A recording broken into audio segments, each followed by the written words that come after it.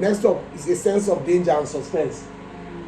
Teenage boys are always also attracted to stories that have a sense of danger and suspense. That's why, jumping off a cliff is a good video idea. That's why jumping off a helicopter, because there's something about the danger involved that makes them go, ooh. They want to be on the edge of their seats and be excited about what might happen next. Naturally. And once again, this has nothing to do with YouTube or videos.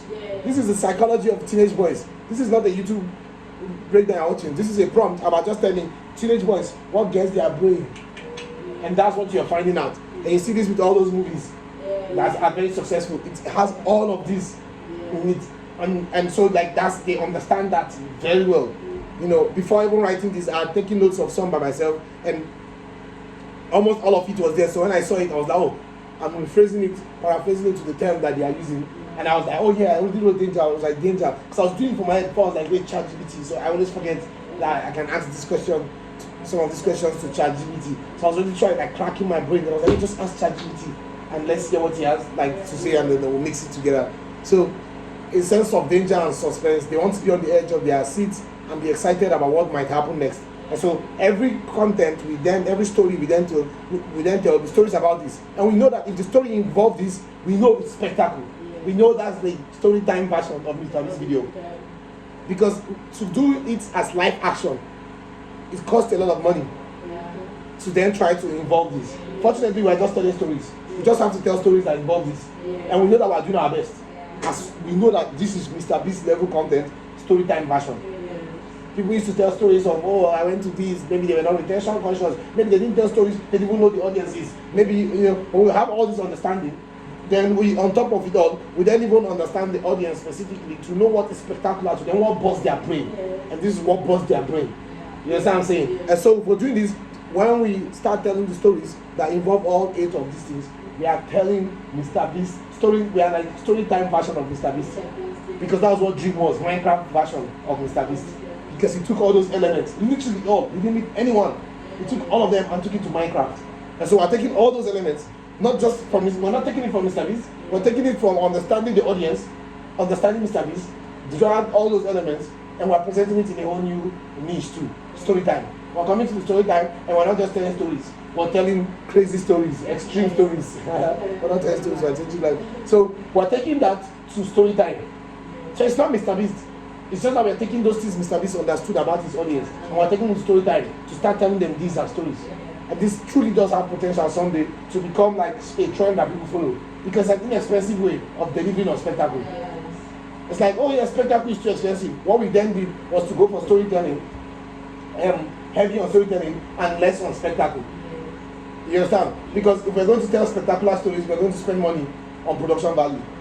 And so what we were doing now, because we are limited by production value, we're limited by, and we don't want to tell stories, we're limited by production value completely. All we have is stories, and we don't want to tell stories that are boring.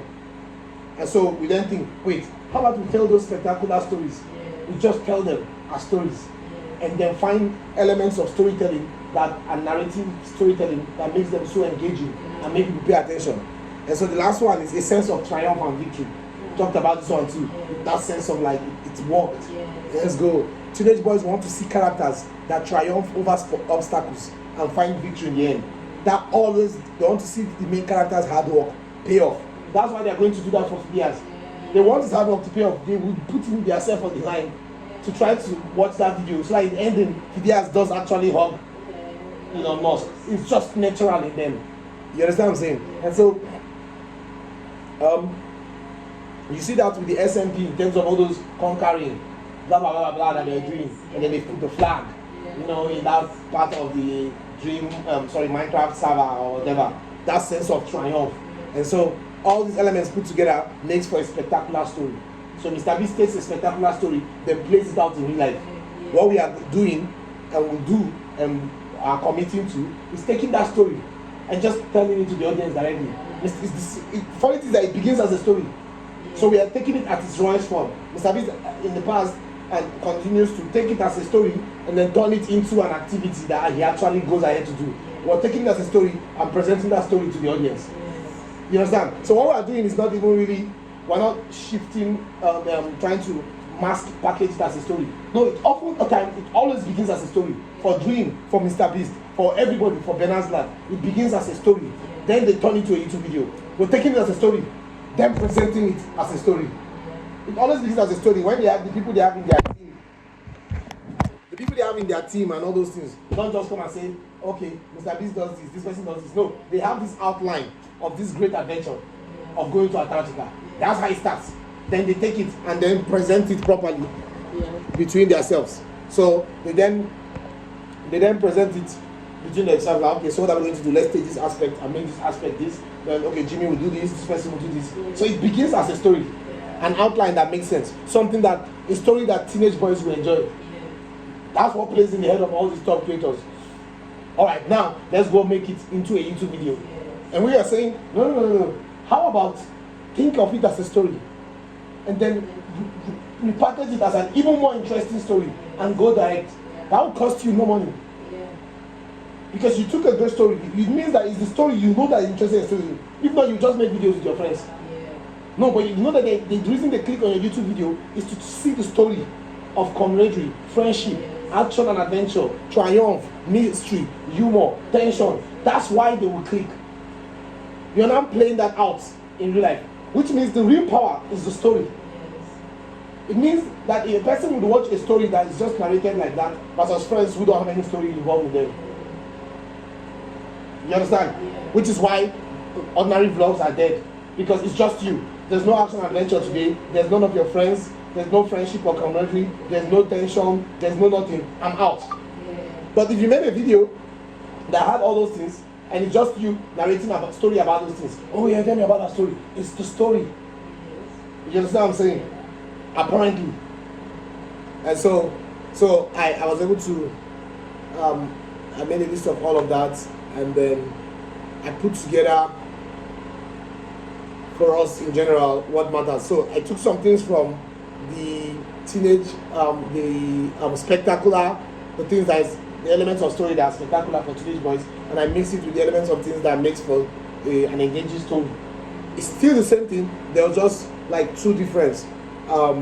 That the other one of them didn't have. The spectacular didn't have was the emotional depth and unexpected twists and turns. That was one that showed in the engaging, that didn't show in the spectacular. So I just threw those together. The rest is literally the exact same thing that was between the action and adventure in the same order. Friendship and camaraderie, characters who are relatable. Then I added those ones down for engaging. So I added that. Emotional depth. Teenage boys may be more likely to become invested in a story if it explores deeper emotions such as friendship, love, loss, and sacrifice. The sense of sacrifice, the sense of loss, the sense of love, the sense of friendship. They invest very well in those kind of stories. So emotional depth, something that is deep emotionally. Then you have unexpected twists and turns. Teenage boys may be shocked by stories that include unexpected plots. Okay, not only engaging, I also look for a specified shock. Elements of the story that can shock teenage boys. And it was the same thing again, but just one difference, twist and turns. So I added that. So stories that include unexpected plot twists or reviews that completely change their perception of the story. So you have all of this. And now for us, since our stories are entirely narration based with no actual action, they are interested in stories about this, which means narration, right? It means we must become extremely good at narrating thrilling action without sacrificing its thrill or losing its thrill. You should be able to narrate something that is so spectacular, like so that you are not narrating it well enough, and so they don't get how spectacular it is. You know now that they will listen to you talk about something spectacular. You know what I'm saying? So you have to find a way to narrate that spectacular thing for it to feel spectacular. So let's say jumping off of a plane is insane, alone without a parachute. You must get good. You must figure out how you're going to narrate to them the jumping off a plane. It becomes so visual. The narration becomes very, that's the word, it's like very visual narration. Very visual narrations that they can picture it in their brain happening. Now obviously you're going to aid it with visuals, you know, like the call out animations and stuff. But you still want the visual to be so narrative that it's like they can imagine it. You know, it's not necessarily a big deal. Maybe it's just a reminder that remember, you're not going to say when I jumped out of the plane. That kills the thrill. So you can't just say I jumped out of the plane.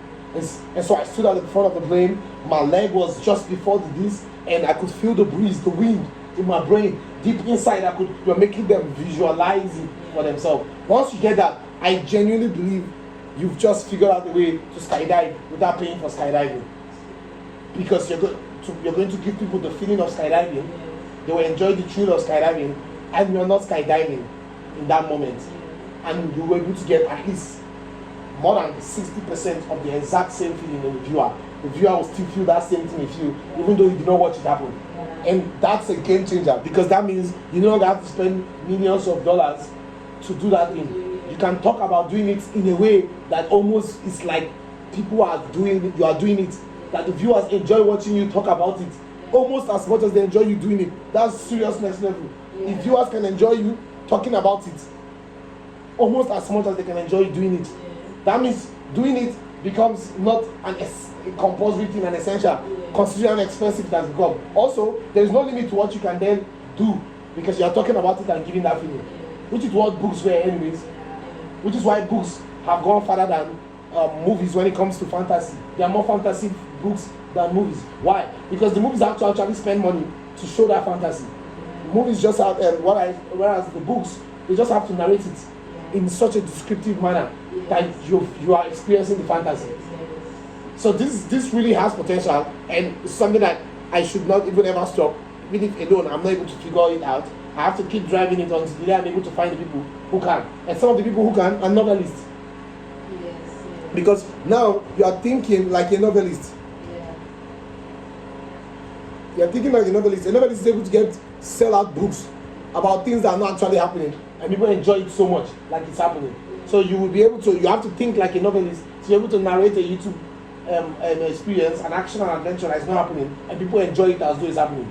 Now you are now also, or like a novelist, aiding it with visuals that are very relevant to your audience, which is the male teenage boys, with the type of visuals that is relevant to them. So you have more reason, you are really holding their attention, because they love visuals like this. Then you are describing the story just as a novelist would, which is very pictorial. That's it. It's like very pictorial narration.